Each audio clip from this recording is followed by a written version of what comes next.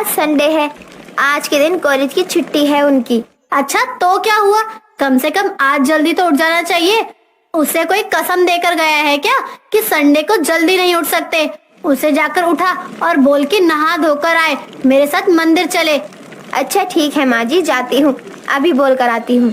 इतना कहकर अब रीमा सोनम के कमरे में जाती है और देखती है कि सोनम अब भी सो रही थी। ये देखकर वो कहती है, अरे ननन जी, तुम अभी तक सो रही हो? नीचे माँ जी ने पूरा घर सर पर उठा लिया है और वो गुस्सा कर रही है कि आप क्यों नहीं उठ रही हो। अरे भाभी, ये भी कोई बात है? आज संडे है, सोने दो ना थोड़ी देर और। मैं तो मना कर रही थी, लेकिन माँ जी ने कहा कि मैं तुम्हें उठा दूं और तुम जल्दी से नहा धोकर नीचे आ जाओ, माँ जी के साथ मंदिर जाना है। मुझे नहीं जाना कहीं, बस सोने दो मुझे। ठीक है, तो मैं माँ जी को यहीं भेज देती हूँ, तो वही आपको बताएंगी ठीक से। अच्छा ठीक है, आ रही हूँ कुछ देर में, अब तो जाओ आप। सोनम की बात सुनकर रीमा वहाँ से चली जाती है और सोनम जल्दी से उठकर नहा धोकर तैयार हो जाती है। जब वो नीचे जाती है तो उसे देखकर कमला कहती है, आ गई महारानी उठकर?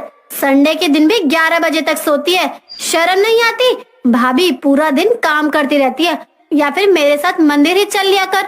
अरे आप भी ना, सुबह सुबह चालू हो गई, बस एक ही तो छुट्टी मिलती है संडे की, और उसमें भी आप मुझे चैन से नहीं जीने देती। मेरे साथ करने के लिए उनके माँ बाप के पास अपना कारोबार तो है। यहाँ कौन से तेरे बाप ने फैक्ट्री खोल रखी है जो तुझे हर हफ्ते नए नए कपड़े लाने के लिए पैसे देती रहूं? ये सब बातें बंद करो और ये बताओ मुझे यहाँ पर क्यों बुलाया है? अगर कोई काम नहीं है तो मैं जा रही हूँ सोने। सोने की बात ही मत कर, चल मेरे साथ जल्दी मंदिर चल। माँ, आपको पता है कि मुझे भगवान में विश्वास ही नहीं है, तो आप मुझे बार बार मंदिर जाने के लिए क्यों बोलती रहती हो?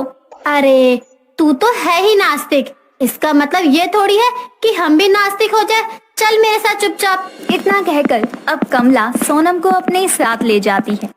यूं ही कुछ दिन और बीत जाते हैं और एक दिन जब सोनम कॉलेज जाती है तो वहाँ उसका एक लड़का पीछा कर रहा होता है। सोनम को भी ये महसूस तो हो जाता है कि कोई उसका पीछा कर रहा है। जब वो पीछे मुड़कर देखती है तो वहाँ कोई नहीं होता।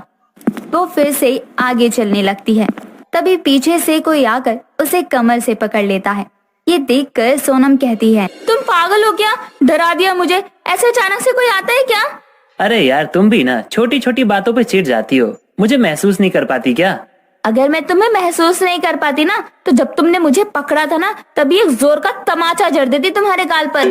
अच्छा ये सब बातें छोड़ो, तुम मुझे ये बताओ, तुम ऐसा शिमला जाओगी घूमने या भी नहीं जाओगी? यार ऋतिक, तुम्हें तो पता है ना मेरी मम्मी के बारे में, वो नहीं जाने देती मुझे कहीं।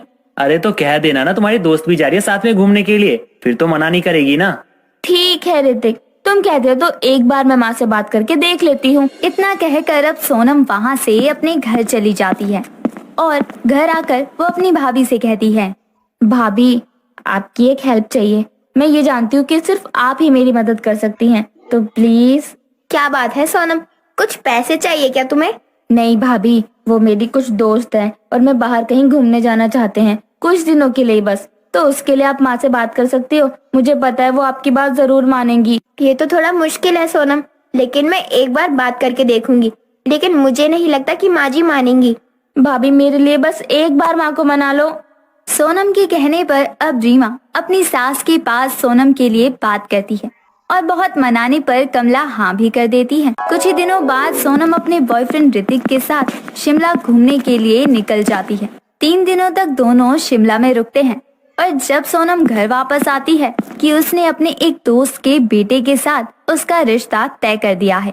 ये बात सुनकर सोनम परेशान हो जाती है और अगले दिन जब वो कॉलेज जाती है तो ऋतिक से कहती है, ऋतिक तुम्हें पता है जब हम दोनों बाहर शिमला गए थे तो मेरी माँ ने अपनी एक दोस्त के बेटे के साथ मेरा रिश्ता तय कर दिया है। वो जल्दी ही मेरी शादी करवाना चाहती हैं। अब मैं क्या करूँ? अरे यार इतना परेशान क्यों हो रही हो? रिश्ता ही तय हुआ है ना, शादी तो नहीं हुई ना। तुम भी ना कोई भी बात की टेंशन ले लेती हो। ऋतिक ये वक्त मजाक का नहीं है यार, मेरी माँ शादी कभी भी करवा सकती है। तुम्हें जल्दी कुछ करना होगा, मेरे घर रिश्ता लेकर आओ और जल्दी हम दोनों शादी कर लेते हैं। तुम पागल हो क्या सोनम? अभी हमारी उम्र ही क्या है, अभी मैं शादी नहीं कर सकता। बस थोड़े टाइम रुक जाओ, कॉलेज पूरा होने दो, उसके बाद अच्छी सी जॉब ढूंढकर हम दोनों शादी कर लेंगे। लेकिन मैं ज्यादा दिन नहीं रुक पाऊंगी, अगर आज मैं इस रिश्ते से मना कर दूंगी तो वो कल दूसरा रिश्ता लेकर तैयार रहेंगी। कम से कम तुम मेरे घर वालों से अपने घर वालों को मिलवा तो दो। अच्छा बाबा ठीक है, मैं घर में बात करके देखता हूँ, तुम चिंता मत करो। इतना कहकर ऋतिक और सोनम वहाँ से चले जाते हैं। यूं ही कुछ दिन और बीतते हैं और एक दिन सोनम की तबीयत अचानक ही बिगड़ जाती है। तो उसे पता चलता है कि वो प्रेग्नेंट है और ये बात जब वो ऋतिक को कॉल पर बताती है तो उसकी भाभी भी सुन लेती है और सोनम से फोन छीनकर उसे एक जोरदार थप्पड़ मारते हुए कहती है, तो तुम इसलिए गई थी शिमला, और वो भी अपने बीएफ के साथ? शर्म नहीं आई ये सब करते हुए?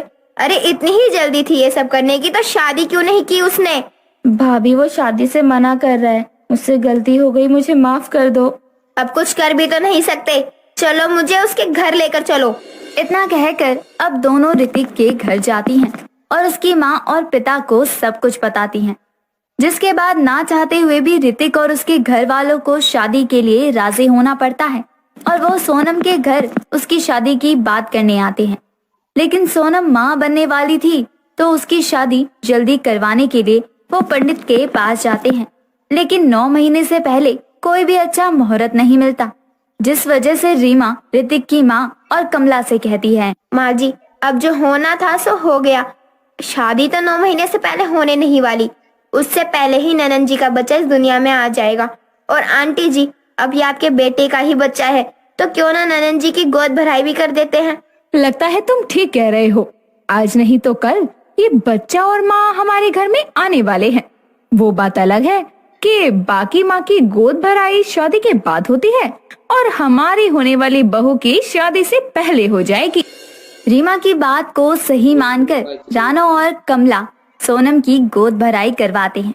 जब ये बात मोहल्ले में सबको पता चलती है कि रीमा की बिन ब्याही ननद की गोद भराई हो रही है तो लोग भी उन्हें बहुत भला बुरा कहते हैं, पर उन्हें अब कोई फर्क नहीं पड़ता उनकी बातों से। और ठीक 9 महीने बाद जब सोनम का बच्चा इस दुनिया में आता है उसके बाद सोनम की